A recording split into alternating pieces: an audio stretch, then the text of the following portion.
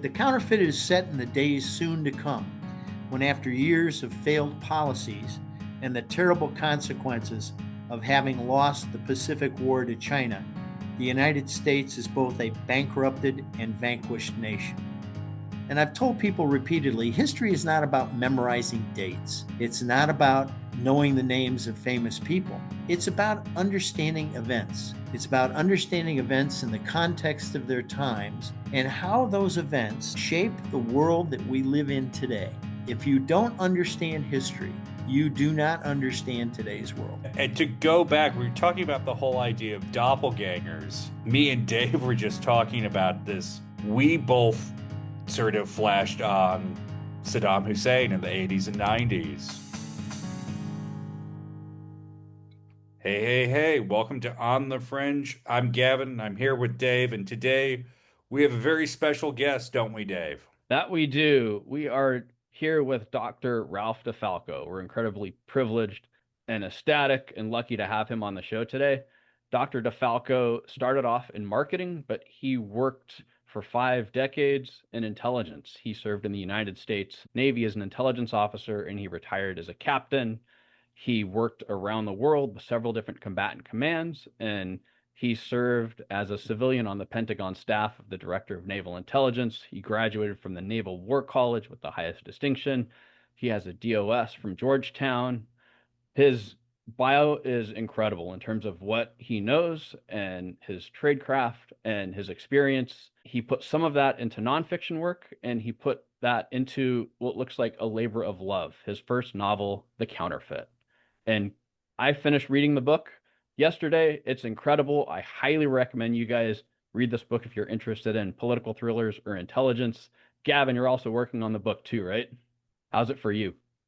Uh, it's kind of like being back in university. I got my degree in international security studies, and it brought back a lot of, I mean, a bit of a hard read in some ways because it's about the near future, I would say, Yeah.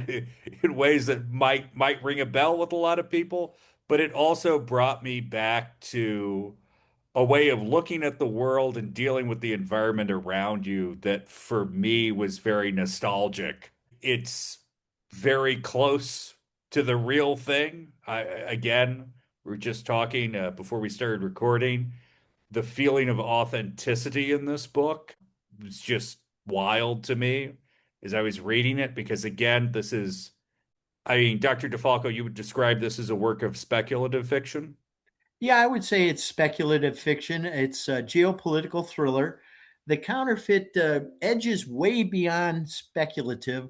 I had Hmm. one reviewer actually call it predictive, which is quite interesting to move beyond speculation into the realm of predictive predictions of coming events.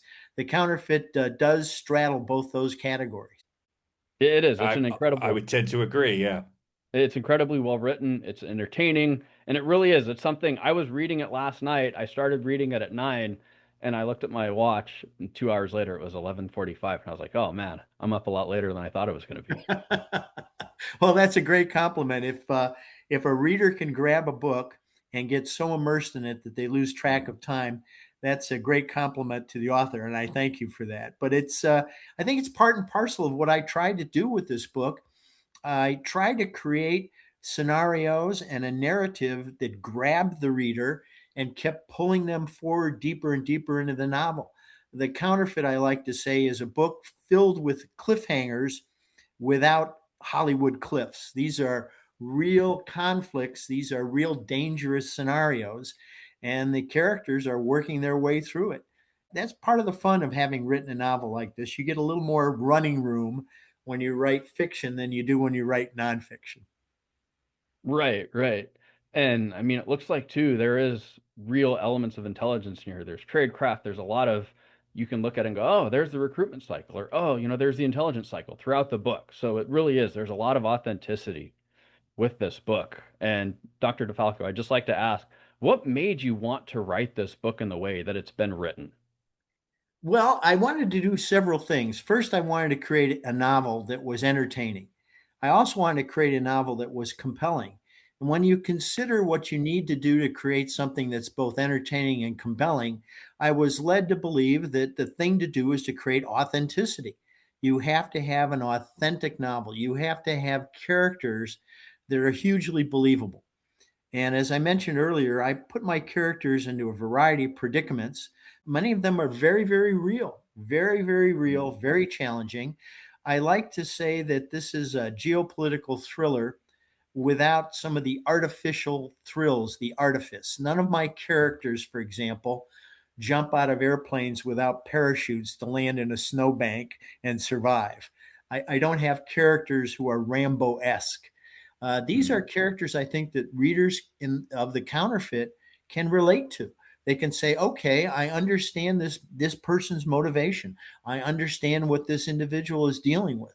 And that kind of familiarity with the characters, I think, is what pulled you, David, into the novel. Yeah, it really did. And I mean, I'm sitting there, I'm going, okay, so you've got, I don't want to give anything away, some of the people that are actually influenced and the people who are being influenced in the book. It's fascinating. And the way that the story is structured, there really are. There's two or three, I would say, main plots in the book, and you have a lot of other subplots as well. And the way that the book is written, there are a lot of Easter eggs within a lot of these plots and subplots. So you really do to read the book. I'm going to go back through and read it again because I'm sure I missed some. And I'm not just saying this. This book was fascinating. Thank you. Thank you. Well, I think you probably appreciated as well that some of those subplots are woven around not only real world events, but history. Mm. I think Hmm. I may be Yeah. one of a handful of novelists who's written chapter notes for a work of fiction. So at the end of the book, your readers have an opportunity to dive into these historical incidents that inform much of the content of the novel. Yeah. Yeah, and I mean, I have to say, as a sort of an amateur historian, I really appreciated those, but I also think it really helped with the texture of the work because, again, you're not making anything up, really.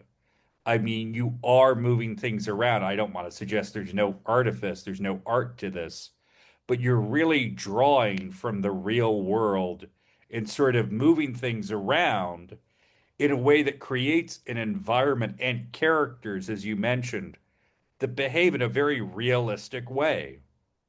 As you said, no one's jumping out of planes, no one's shooting off 1,000 rounds a minute. They're behaving like people in a difficult situation, which is what they are. You're absolutely right. What you've got is you've got people who are dealing with their doubts. You've Mm. got people who are dealing with their fears. You've got people who are in situations that are complex and difficult, and they're trying to work their way through them. There's nothing easy about what some of these characters encounter and what they have to deal with. So the doubts, the fears, the trepidation, all of that is built into the characters. And once again, as I said earlier, my goal in writing The Counterfeit was to create something that was hugely authentic, that the readers could jump on, fasten on, and have an opportunity to see themselves in those scenarios. And that was part of the fun of writing The Counterfeit too. Just for the audience, could you set the scenario that we have in front of us in the counterfeit? Just what is the background? Where are we? What's going on? Well, the counterfeit is set in the days soon to come, when after years of failed policies and the terrible consequences of having lost the Pacific War to China, the United States is both a bankrupted and vanquished nation. The United Nations is administering the country, China is pulling the Commission's strings, and Beijing is planning to make its puppet the next U.S. president. But ordinary Americans and paroled military officers are beginning to fight back.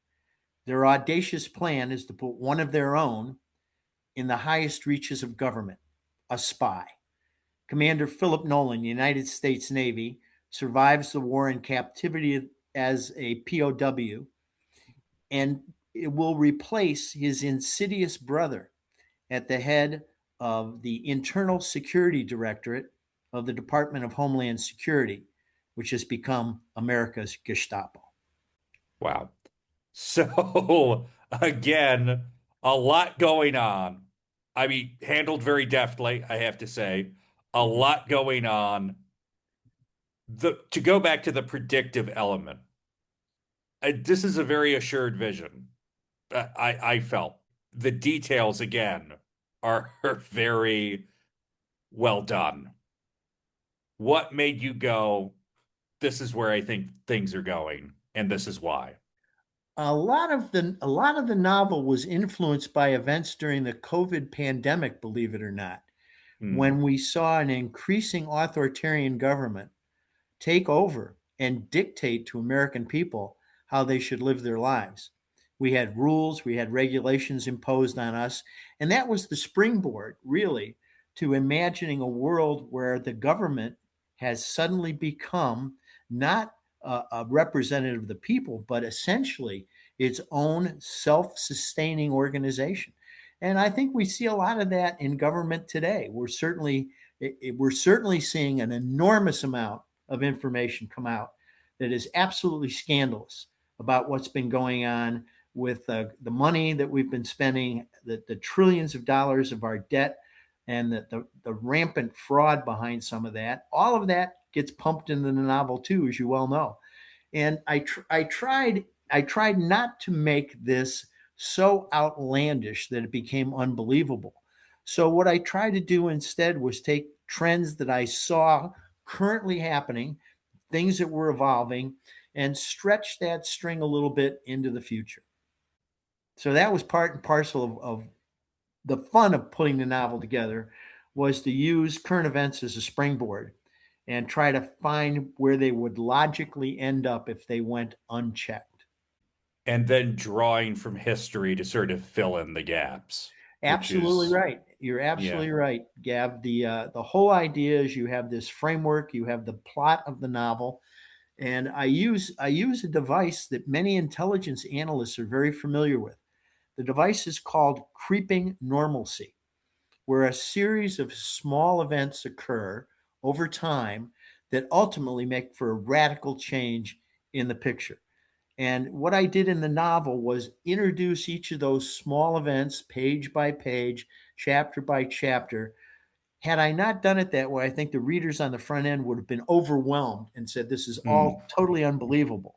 But by introducing those in that creeping normalcy pattern, the reader's drawn along with one believable extension after another of current events interwoven with that history. And I think that was one of the reasons I think why the plots work well together. And I think the counterfeit is a good example of utilizing exactly what I've described in that creeping normalcy fashion. The counterfeit relies heavily on that so as to not to overwhelm the reader on the front end. Dave, I'm sure you understand exactly what I'm talking about with that. Yeah. Yeah, yeah. I mean, it ties into, okay, this is similar to what I've studied, how Chinese would actually conduct an intelligence operation. Hmm. And it's very slow, it's very methodical, and it's very patient. And it doesn't go, okay, on page one, we're going to lay out everything. You gradually just drop by drop by drop, you get into the story and you get hooked. And then once you're hooked, you can't put it down. And That's you're hooked and you're too far in. And that I saw that with a lot of the characters, and I felt that same way when I was reading the book. Well, that's great. That's great. Certainly, Commander Philip Nolan. He's having an identity crisis in this book, and it's a severe one. Here's a man, a mature man, who suddenly discovers things about himself and about his family that he never knew. He realizes he's got a brother he never understood. He never knew he had a brother, and suddenly his brother is the linchpin in this very authoritarian government that's emerged, and he has to take his authoritarian brother's place. They're nearly identical, and he's gonna assume basically a whole new identity, something completely foreign to him, something completely out of his realm of possibilities and realities, and he has to make it real, or the consequences are he will be arrested, he will be tortured, and if he's not murdered, he will be publicly excoriated by this new government. So that the risks are enormous here. And he knows that. And that's part of the tension in the novel, The Counterfeit, as well. The counterfeit's tension, I think, is authentic because these are real dangers that the characters face. It is. And I mean, going on that same note, he discovers things about his own family and his father that he discovers, how could somebody do something like this? And, he discovers as well, okay, this is how my brother is, but he ends up, going, well, I have a job to do. Yeah, And just despite the fact that he is, they have blood, they share the same bloodline. He goes, I have a job to do. And I have to do this because ultimately the future of the country is at stake here. and you have two radically different personalities and two totally different characters, and yet we have Nolan having to assume his brother's identity and character. It's I had one person say to me that they got such a big kick out of the fact that I alluded to Mark Twain's novel, The Prince and the Pauper, Hmm. and it was not accidental. It was not accidental. I'm a big Twain fan, and that whole scenario with a brother or a look-alike, I should say, popped right into my mind when I was thinking about developing these characters in this fashion. The Prince and the Pauper popped right into my head, and I thought a long time about that. And it's not a cliched approach either. I think it's the approach that readers will understand and appreciate simply because it does smack of that authenticity and that realism that I tried to create throughout The Counterfeit. And to go back, we were talking about the whole idea of doppelgangers. Me and Dave were just talking about this. When you were thinking about this and when you're sort of describing the idea of someone assuming someone else's identity, we both sort of flashed on Saddam Hussein in the 80s and 90s and that whole phenomena in those authoritarian states, not just in the Middle East and North Korea as well, of you would have individuals who that's their whole career. Their job is to go out in public and be someone else. And to even be someone else in meetings where maybe the guy's not sure what the situation is, and you have to take that place. And so introducing that element of as I don't think this is accidental on your part, as the country is undergoing an identity crisis, so is the character. Absolutely correct. And it goes back to the title, The Counterfeit. You know, Mm, Nolan is a counterfeit. The country has become a counterfeit copy of itself. Other characters are not what they seem, they're counterfeits. And then, of course, eventually we have the whole aspect with the counterfeit currency as well. So yeah. we got this idea of things not being quite what they seem, exchanged identities go all through the book. And it's part of the tension, as I said. The counterfeit makes use of those challenges that these doubles have to assume and have to encounter. And it's very true.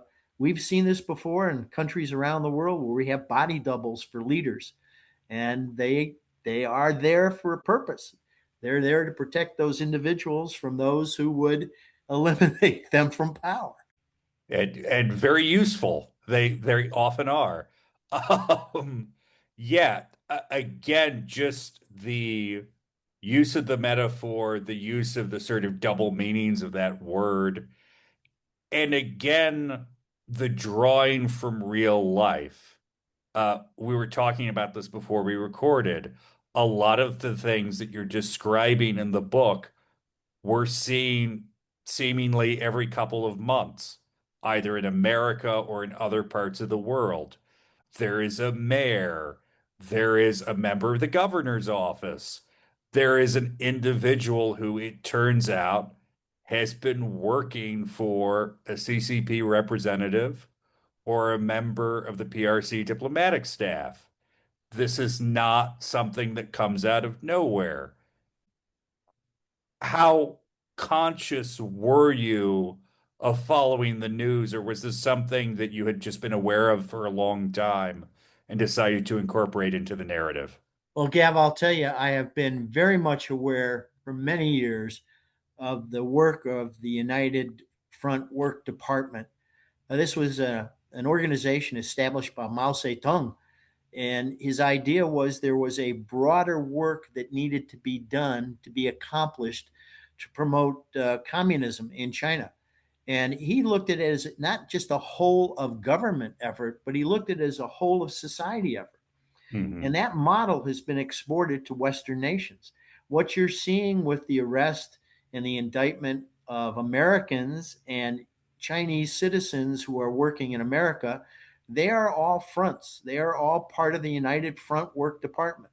The mayor of the community in California, the member of Governor Kathy Hochul's staff, all of these people are plants. They have been developed, they have been encouraged, they have been promoted as part of this plan of the United Front Work Department to destabilize the United States and other Western governments. So I've been aware of that for many, many years.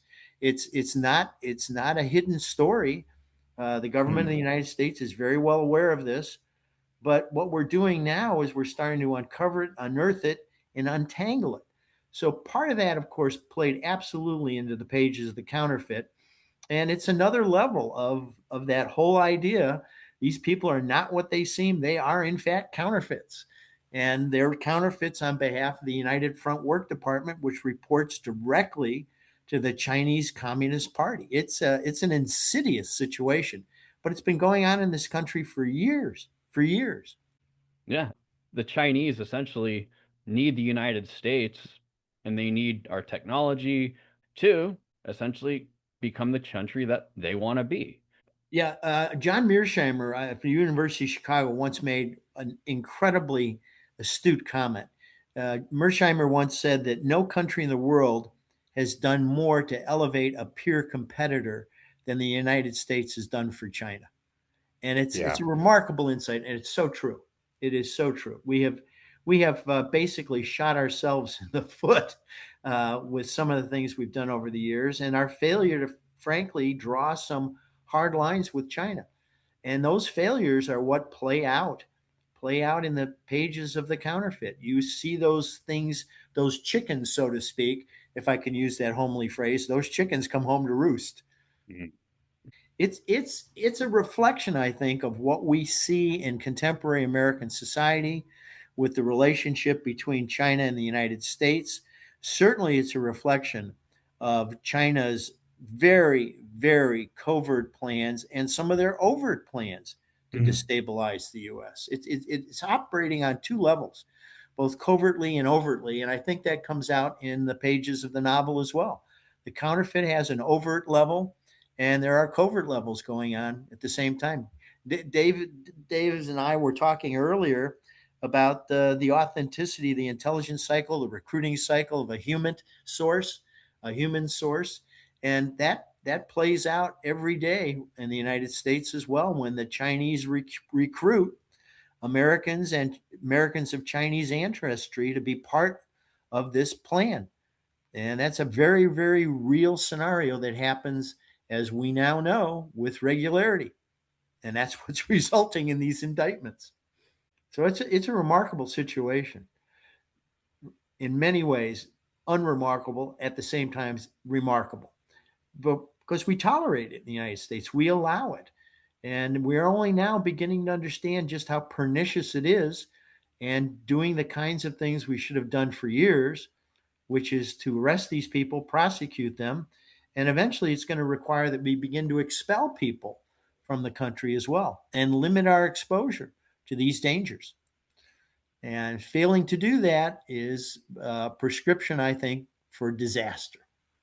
Yeah. And And so that's part and parcel of what's going on. I think we've got an opportunity here to look at what's happening with these most recent interventions, I would call them, and these investigations to begin to learn and understand on a much broader basis just how deeply China has become embedded in the activities in the United States.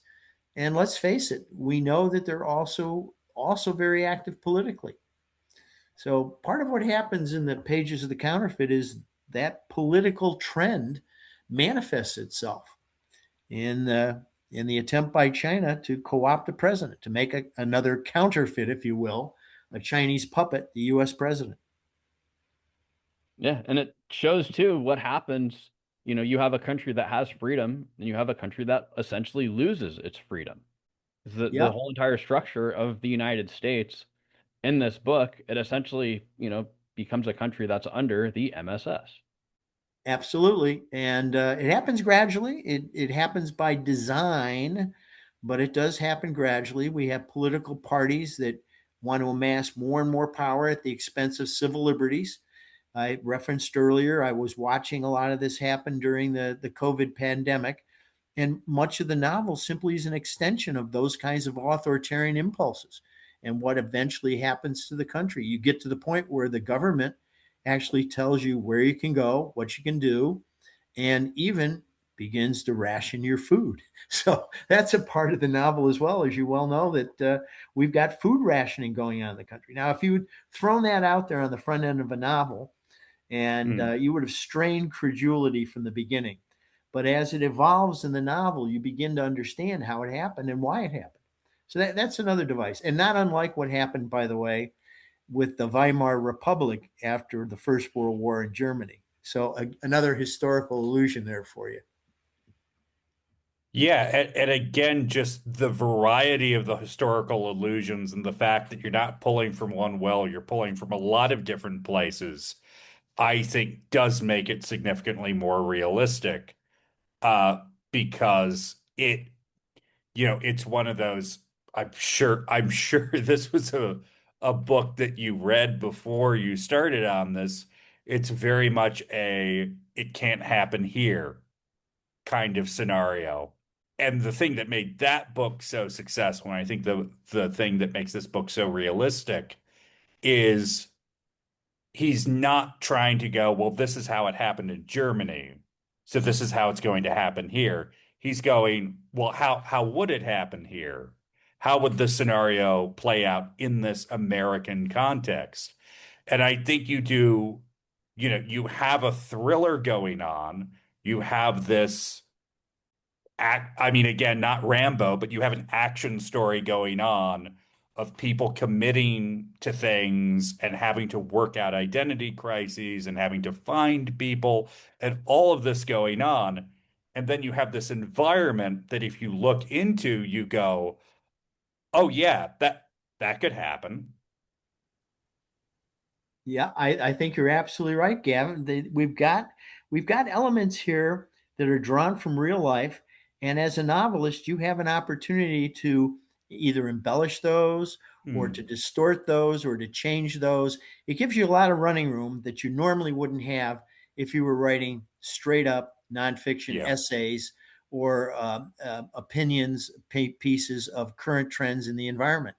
Some of that work that you could ordinarily do on the pages of the editorial pages of a newspaper or in commentary, those same tools are not available to the novelist. So, what you do, and what I tried to do in the pages of the counterfeit, was extrapolate from those real events, from those things that have actually happened, from their historical antecedents, and plow them into the theme of the novel and into the plot lines. And I think part of that effort came from, frankly, my knowledge and my experience as a intelligence professional, from the years that I spent reading and writing history, reading history, and reading what others have written about historical incidents, looking at opinion pieces, looking at historical assessments, even from time to time looking at revisionist history. But during the course of my career as an intelligence officer, I was repeatedly reminded of the importance of understanding and knowing history. And I've told people repeatedly, history is not about memorizing dates. It's not about knowing the names of famous people. It's about understanding events. It's about understanding events in the context of their times and how those events shape the world that we live in today. If you don't understand history, you do not understand today's world. It's just that simple. And I'm hoping that many of the readers of the counterfeit will see those threads of history and make the same connections that I did. I know, Davis, you had that opportunity to make those connections. I think that's what kept you up till almost midnight reading the book. Yeah, yeah. It was an excellent use of my time. I woke up this morning at 6. I was like, oh, I only got a few hours of sleep, but it's all right.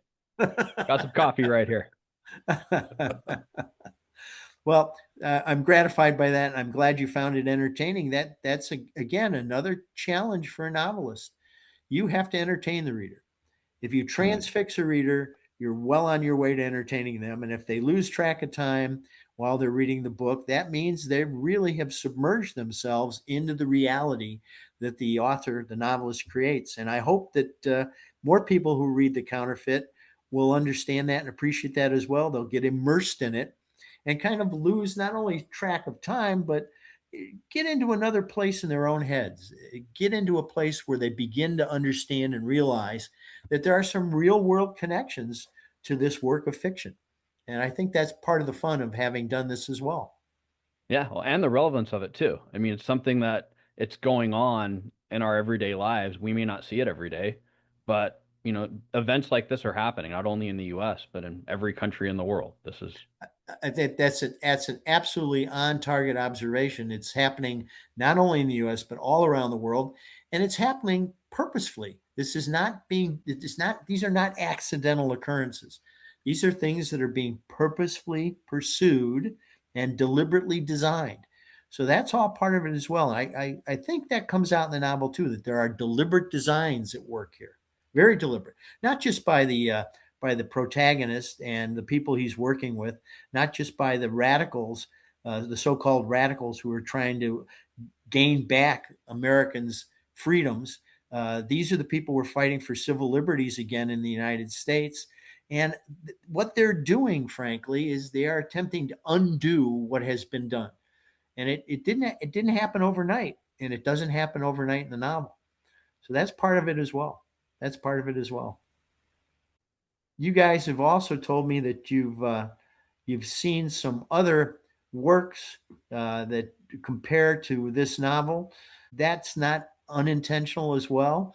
I didn't mention all of them in my chapter notes, but there's enough of them in there, I think, to give people an idea of where I drew from to create some of the subplots here, some of the character lines, the storylines, and that's all part of making the counterfeit. I think uh, the kind of a novel that's compelling and entertaining. We've used the word entertaining a lot, but I hope compelling is part of it as well. it definitely is. And for our listeners out there, where can they find their book or where can they find out more about you? Well, I'll tell you, I always tell people who are looking for a book to start at their local bookstores. The local bookstore, your local bookstore, is on the forefront of freedom of ideas and of expression. And if you can't find it at your local bookstore, if they can't for some reason order it for you, which they should be able to do, you can get it from Barnes and Noble online. You can get it from bookshop.org. And of course, you can go to Amazon and find it as well. So there are a number of outlets where you can find a copy of The Counterfeit readily available. And we should have a Kindle edition coming out here in a couple of months as well. Awesome. And yeah, we'll all be looking forward to that. So I mean, this has just been great. Again, such a wonderful opportunity to have you on, talking about this book, which I found incredibly interesting, even though I haven't finished it yet. I found as engaging and enthralling as Dave has. And You're going to get sucked in, Gavin. I'm sure I will. Uh, I actually, it was the chapter notes that I probably spent the most time on. But any kind of chapter notes or footnotes or anything, I'm just a sucker for. Um, but yeah, just again, thank you so much for coming on today, and we just really appreciated having you here. Listen, gentlemen, Dave, Gav, I've enjoyed this immensely. I hope we can stay in touch. I would love to chat with you guys again sometime. Your grasp, your knowledge of current affairs, global opportunities, global challenges is just tremendous, and it's always refreshing to have people like yourselves to talk with. That's great. Thanks, guys. I really appreciate you. Well, thank you, and you're welcome on the show anytime. All right. Keep me in mind. We If definitely you will. like if you like this episode, please hit like, comment on it, or subscribe. Again, we always appreciate our On the Fringe community. Once again, thank you, Dr. DeFalco, for coming on the pod. Dave, it's button time. It's button time. Am I gonna hit the Yeah. button? Am I gonna hit the right one this time? Can you find the button? I found the button. I think I've got it. Stop recording.